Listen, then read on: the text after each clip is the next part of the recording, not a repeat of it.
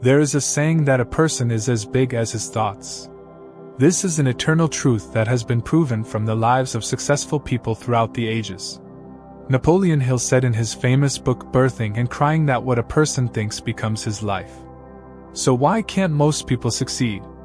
Do they not think, or do they not discover their potential? Today's story will help you find the answer to that question. So listen to the story till the end. I swear this video can change you. Music. Once upon a time, there was a beggar at a railway station in a city. That beggar used to beg from all the passengers sitting on the trains that came there. And one day when that beggar went to beg, he saw a rich man lying in a suit boat.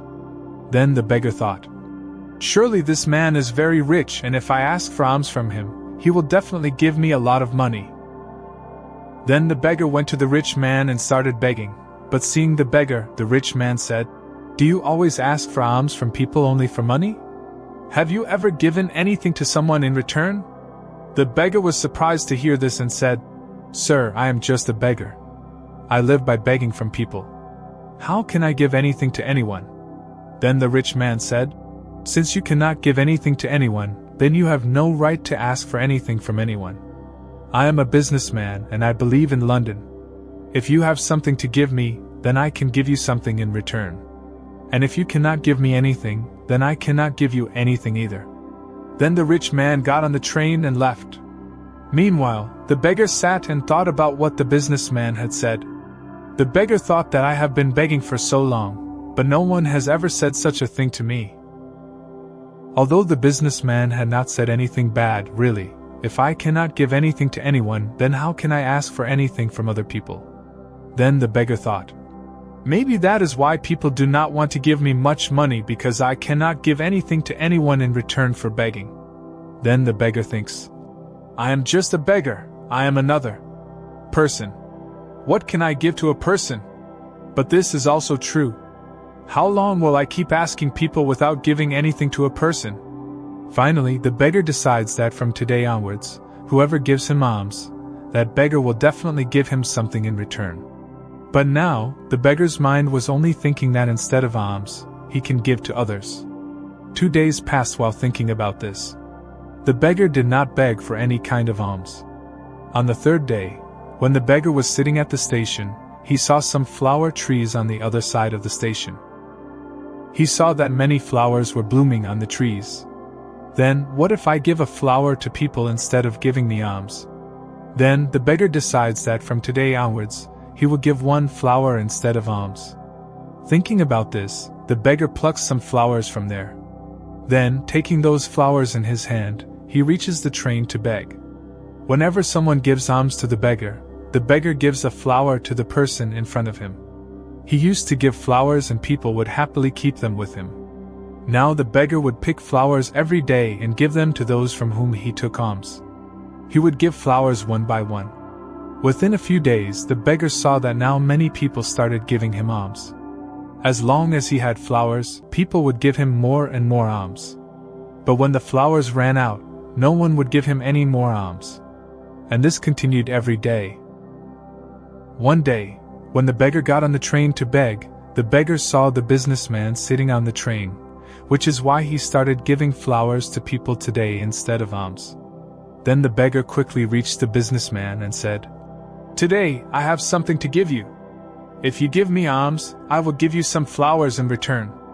Then the businessman gave the beggar some money, and the beggar gave some flowers to the businessman. The businessman liked the beggar's intelligence very much. So he said, "Today you have become a businessman like me." After saying this, the businessman got down at the station with the flowers and left. Meanwhile, once again, the beggar started thinking about how I can become a businessman. After thinking for a long time, the beggar realized that now he too can be successful in life because now he has also learned the secret of success.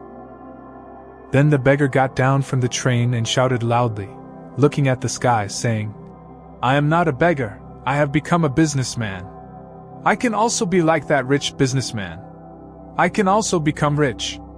And when the beggar was shouting all these things, the people around him thought that maybe he had gone mad. And from the next day, the beggar was not seen at the station again. 6 months later, Two men in suits and boots started their journey at that station, both of them looking at each other. They looked at each other and shook hands. The first person said, "Do you recognize me?" The second person said, "No, I don't recognize you. I think I'm meeting you for the first time." The first person smiled a little and said, "We have met twice before on this train. I am the beggar whom you told me what to do in my life in the first meeting. And when we met for the second time, you told me who I really am." Then the second person smiled and said, "I remember you are the beggar. The one whom I once refused to give alms to. The second time, I bought some flowers from you. But where are you going in this suit and boots? What are you doing these days?" Then the first person said, "Yes, I am the beggar. But today I am a big flower merchant. I am going to another city because of my business." Then the first person, after a while, said, "What you told me in the first meeting is actually a law of nature. We will get something only when we give something. I could feel it very well. But even then, I always considered myself a beggar, and beyond that, I didn't think anything of it. But the second time I met you, you told me that I had also become a businessman, and then I understood why people were giving me so much alms, because they were not giving me alms, but they were paying the price of that flower. Every person was buying my flowers because they couldn't get flowers cheaper anywhere else.